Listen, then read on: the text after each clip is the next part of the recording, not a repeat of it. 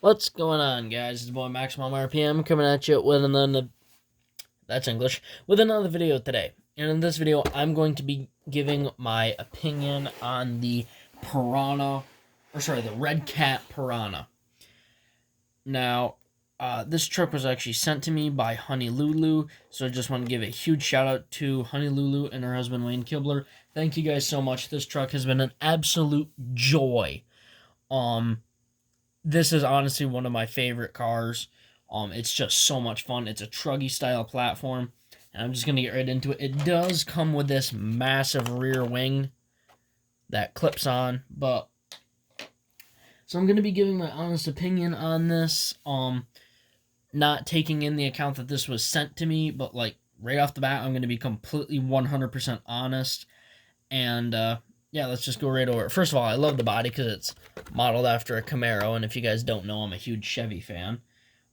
This is actually a really good body. It looks amazing. It looks real cool. And yeah, it doesn't parachute like short course trucks. Now let's get into the truck itself. Yes, it does have one tire off. I'll explain why in a little bit.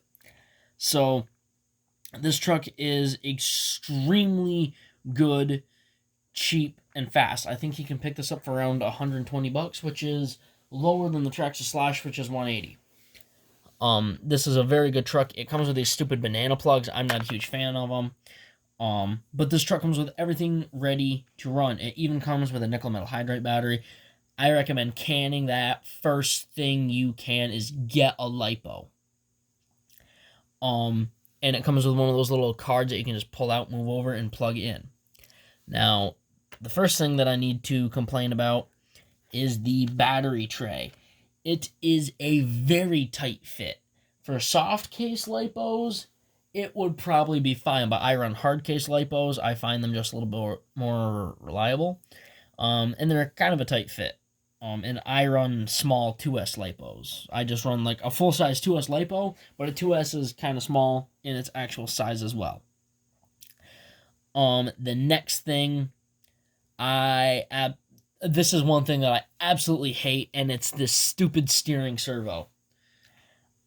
I think the servo itself is fine, but the servo horn is horrible. It's this big metal C-clip, and it just leaves for slow steering, weak steering.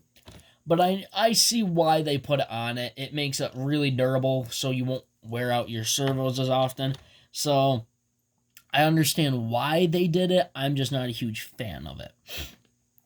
Not really a complaint, just an observation. Same with the battery tray, and same with this. So far, no complaints. The biggest one I'd say is that. The tires, I honestly thought they were going to be absolute garbage. They're not bad. They get pretty good grip on all surfaces. They're very hard. There's not much give. There's not a whole lot of rubber to it. It's all wheel. I'm not a huge fan of that, but it gets by at the end of the day. It comes with bushings all around, I believe, if I remember correctly. Yep. Bushings all around. I'm not a huge fan of that. I would recommend putting an adapter on, changing the steering horn, and go ball bearings for all four corners. It just kind of needs it. Now, oh, that's funny. Honey Lulu actually just sent me a text. That's kind of funny how I'm doing the review on this truck and I get a text from her. It comes with metal drive shafts, which I absolutely love. They are, I believe they're steel. They're pretty hard. They're really good. For things that I have broke on this truck, I burn out a motor. Not going to count that because those brush motors, they burn up easy on dirt. I screwed up the pinion gear. Don't remember how I did it, but I think I cracked it. And then I blew the rear differential. This is a two-wheel drive truck, so once you blow the diff, it's completely dead. And I have the diff sitting around here somewhere. Ah, here it is. Don't remember how much I paid for it. I think it was like 12 bucks or something like that. 20 bucks, something like that. But it comes, I believe it's I believe this has bearings in it, but this actually has a good spur gear. The one that it has now is just held on with a C-clip. I'm glad that this is actually a wheel nut. I'm not sure if the diff is a weak spot. It might just be I got a bad one. So, I might have gotten a bad one, but it might be a weak spot. We'll find out if I blow another rear diff. At the moment, I think I just got a bad rear diff. I mean, you can expect that from anything. The biggest complaint that I have is the remote. The remote, it's pretty cheap, but it's really good for one-handed driving. The foam, I wish they would have glued it to the actual thing itself. That would have made it a lot better. But the original remote broke right off the bat. Now, that could happen with anyone. I mean, anyone, Traxxas, Arma, when they released their Outcast, I believe it was, came with an absolute horrible receiver and remote. Everyone replaced it. So they just released it with a bad one. That doesn't mean that Arma's a bad company. They just released it with a bad part. The remote to my Ascender, it's cheap. It hasn't broken, but it just feels cheap in the hands. But I don't worry about that too much. The Red Cat remote, it broke. It physically broke. I'm not a huge fan of that, but I did order another one, and that one seems to be doing fine. So would I recommend this truck? Absolutely. It comes with everything you need ready to run. It's an amazing truck. Biggest complaints: steering servo. The servo horn, and actually the receiver.